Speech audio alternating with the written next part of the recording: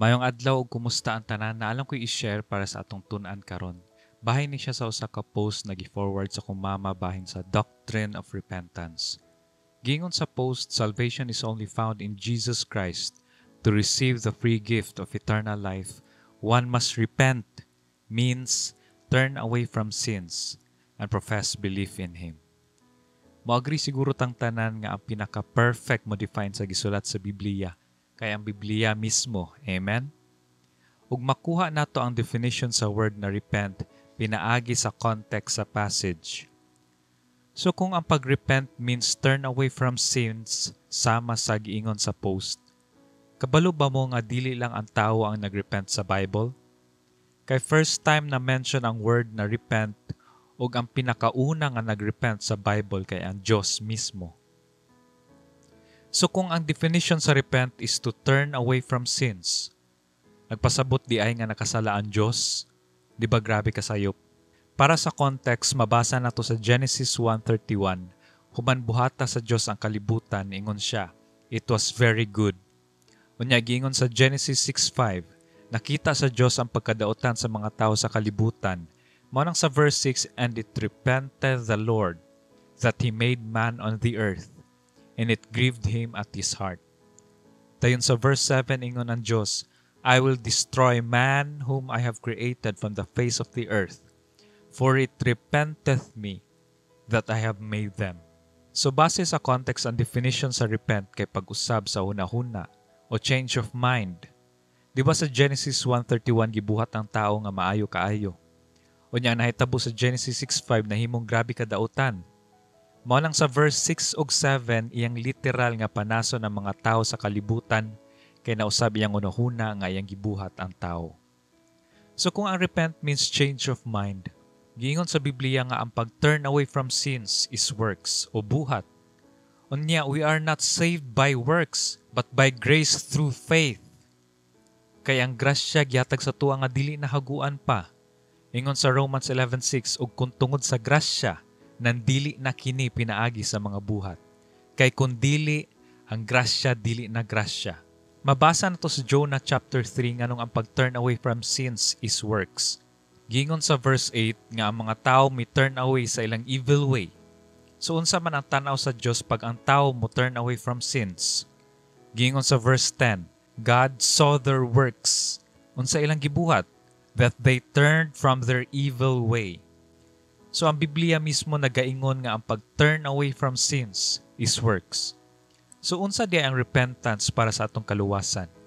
Gingon sa Biblia kay ang Dios nun nga kasubo nagabuhat og paghinulsol ngadto sa kaluwasan. Ang pinakadali nga pagkastorya kay ang usa ka makasasala nga nagrepent o naghinulsol kay muduol sa Ginoong Hesukristo tungod sa iyang problema sa sala para sa iyang kaluwasan. Mirepent ka katong nausab imong hunahuna bahin sa kaluwasan, katong imong giangkon nga nakasala ka sa Dios, katong imong na-realize nga ang eternal life is a free gift, katong miampo ka sa Ginoo kay mituo ka, mauto nga moment nga nagrepent ka. Giingon sa Romans 10:14, unsaon nato pagtawag sa Ginoo kung wala ta mituo niya? Gikan sa pagkawalay pagtuo ngadto sa pagtuo. Gikan sa pagkawalay pake sa sala ngadto sa dili na ganahan makasala. Gikan sa pagsalig sa imong maayong buhat ngadto sa pagsalig lamang sa natapos na buhat ni Kristo. Naa kay paghinulsol kung ang imong kasubo modala nimo ngadto sa pagtuo kay Hesukristo. Kato imong gidawat si Hesukristo sa imong kinabuhi nga imong Ginoo ug manluluwas, mausad tong moment nga imong madawat ang free gift of eternal life. Human nimo gituohan o gisaligan ang mayong balita sa imong kaluwasan. Gingon sa Biblia ikaw giselyohan sa Holy Spirit of promise. Kabantay ka nga dili nakaganahan mo buhat og sala after ka naluwas. Kung makasala man gani ka, grabe ang imong pagbasol. Kaya ang Holy Spirit mismo nga gisil sa imuha ang maoy mo convict nimo sa tanan daotan nimong ginabuhat. Di ba grabe na imong conviction sa imong sala karon? Ang Holy Spirit sad ang mutabang nimo para imong matalikdan imong mga sala. Kay dili excuse ang grasya para magpadayon ta sa pagbuhat og dili maayo. Kay kita iya mga binuhat gimugna diha kang Kristo Jesus alang sa mga maayong buhat. Nagbinuotan ka kay maunay bunga sa imong pagdawat ni Hesukristo sa imong kinabuhi.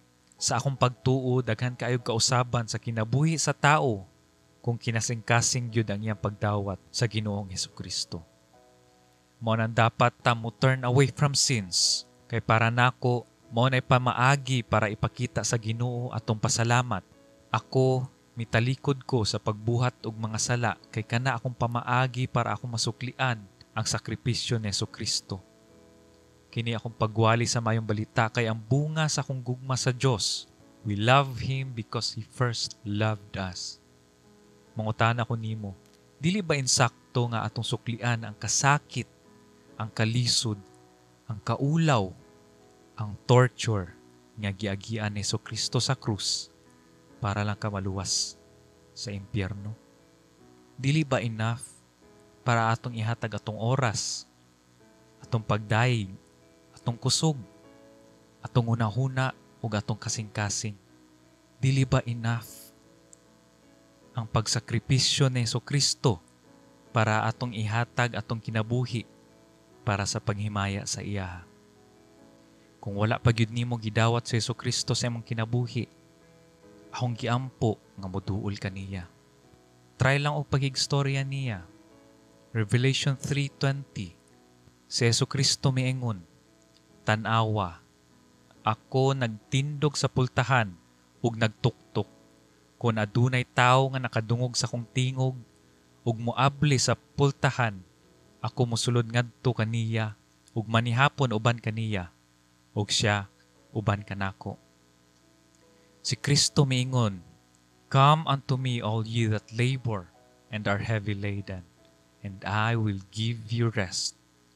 Kung nabug-atan na ka tungod sa imong mga sala, ablihi imong kasing-kasing sa iya ug duol niya, kay iya kang tagaan ug kapahulayan.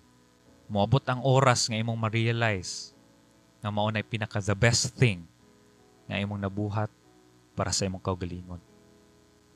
Isaiah 56. Akong basahon kung unsay nahitabo kay Hesukristo para lang ka malangit. "I gave my back to the smiters, and my cheeks to them that plucked off the hair. I hid not my face from the shame and spitting." Isaiah 53:5. "But He was wounded for our transgressions. He was bruised for our iniquities. The chastisement of our peace was upon Him, and with His stripes we are healed."